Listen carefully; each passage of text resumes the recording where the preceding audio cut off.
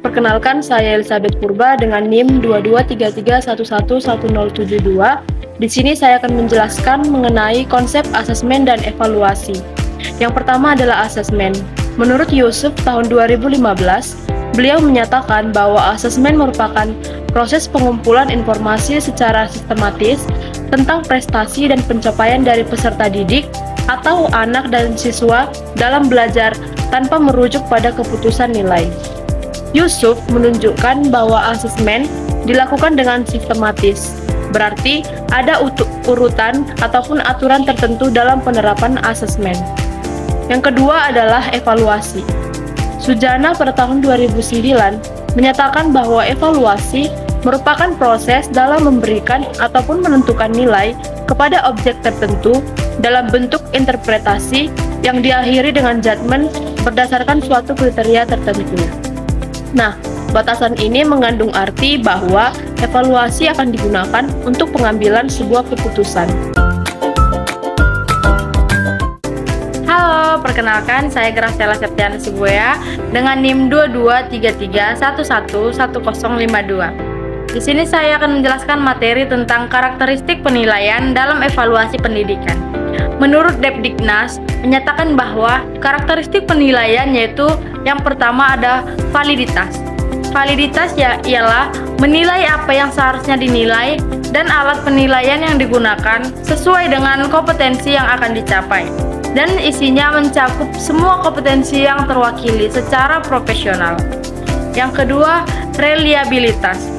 Penilaian yang memungkinkan perbandingan yang reliable dan menjamin konsistensi. Yang ketiga, terfokus pada kompetensi. Penilaian ini harus terfokus pada pencapaian kompetensi atau rangkaian kemampuan, bukan pada penguasaan materi atau pengetahuan. Yang keempat ada keseluruhan atau komprehensif. Penilaian harus menyeluruh dengan menggunakan beragam cara dan alat untuk menilai berbagai kompetensi atau kemampuan peserta didik, sehingga dalam pembuatan keputusan atau pemberian angka. Yang kelima ada objektivitas. Penilaian ini harus dilaksanakan secara objektif. Untuk itu, penilaian harus adil, terencana, berkesinambungan, menggunakan bahasa yang dapat dipahami, serta peserta didik menerapkan kriteria yang jelas dalam pembuatan keputusan atau pemberian angka. Yang keenam ada mendidik. Penilaian dilakukan untuk memperbaiki proses pembelajaran bagi guru dan meningkatkan kualitas belajar bagi peserta didik. Terima kasih.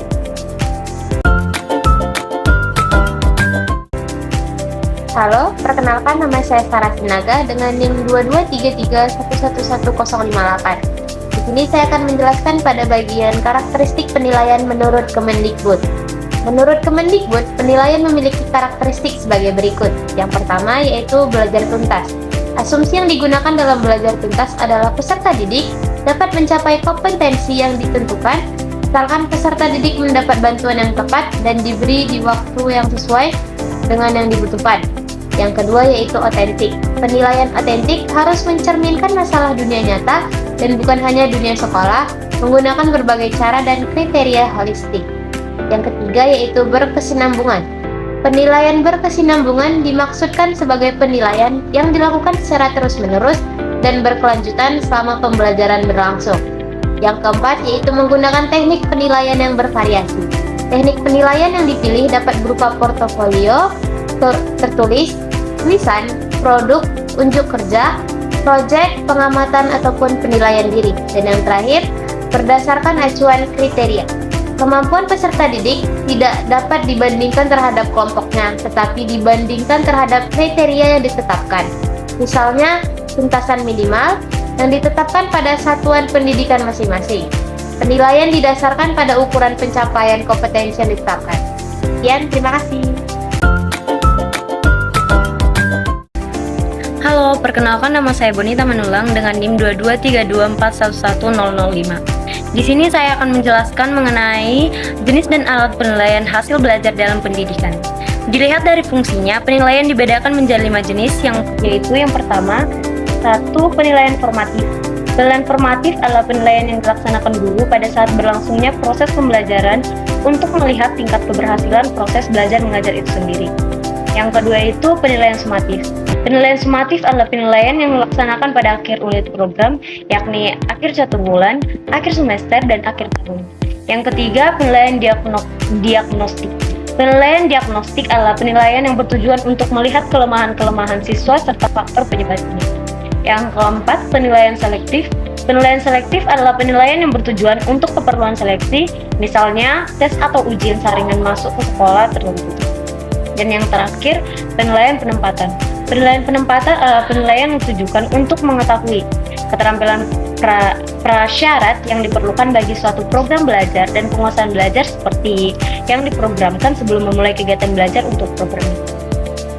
Alat penilaian hasil belajar, yaitu tes sebagai alat penilaian adalah pertanyaan-pertanyaan yang diberikan kepada siswa untuk mendapatkan jawaban dari siswa dalam bentuk lisan atau tes lisan, dalam bentuk tulisan atau tes tulisan, atau dalam bentuk perbuatan atau tes tindakan.